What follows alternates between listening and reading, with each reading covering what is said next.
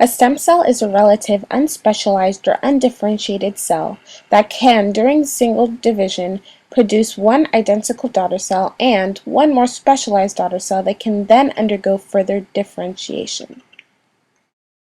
There are two classifications of stem cells, embryonic and adult. An embryonic stem cell is a pluripotent stem cell which originates from a blastocyst. Embryonic stem cells, as opposed to adult stem cells, are more advantageous to scientists because they are pluripotent, meaning they give rise to many different types of cells which scientists can then use to generate different cell groups. An adult stem cell is an undifferentiated cell found among differentiated cells in a tissue or organ, which can renew itself and differentiate to yield some or all of the major specialized cell types of that tissue or organ. Adult stem cells help replenish cells in the body that are missing or damaged. Although embryonic cells are more advantageous, they also bring about ethical concerns.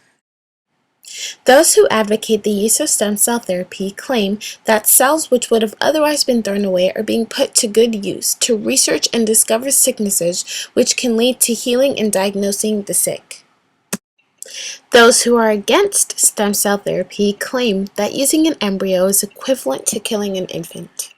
This is because of the belief that human life begins at the point of conception, and thus tampering with embryos violates human rights. These opponents claim that it is ethically incorrect to use the information and research gathered through the killing of infants to help heal the living or the sick. They believe that such an abuse can later seem to justify greater abuses. The challenge of the ethics of embryonic cell testing can be seen even throughout history. The book The Immortal Life of Henrietta Lacks describes the studies done by the Tuskegee Institute to examine how the disease syphilis lived on from infection all the way to death. The Institute performed this study on hundreds of African American men. Even when scientists discovered that penicillin could cure the slow and painful death of syphilis, they still allowed the men to undergo the disease. Similarly, scientists used African American women to study epidemics of and stop the processes of reproduction in order to do so. The ethical question that stands in these two, along with thousands of other cases, is one that questions whether the ends justify the means. Is it ethically correct for scientists to compromise the death of humans, such as the lives of the African American men and the potential infants of the African American women, the same way embryos are compromised in stem cell therapy? Those who advocate animal testing justify the use of the animals by claiming that there are rules and regulations to protect the animals. Advocates value human welfare over animal welfare. Those who oppose animal testing feel for the pain that the animals undergo, especially since animals share some similar characteristics of humans.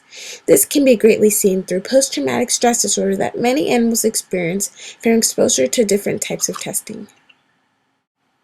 I believe that while there are some disadvantages of embryonic stem cell research, such testing is important in order to learn about and diagnose and treat sicknesses and diseases which will benefit following generations. I also believe that stem cell research should replace animal testing in order to protect the pain and the suffering of both animals and humans. While the ethical standpoints of both embryonic and animal testing are subjective, the question at hand still stands. Is it ethical to compromise the rights of an individual for the good of the majority, or to sacrifice the good of the majority to protect the rights of the individual? I believe in the protection of the majority and therefore the use of embryonic stem cells and not animal testing.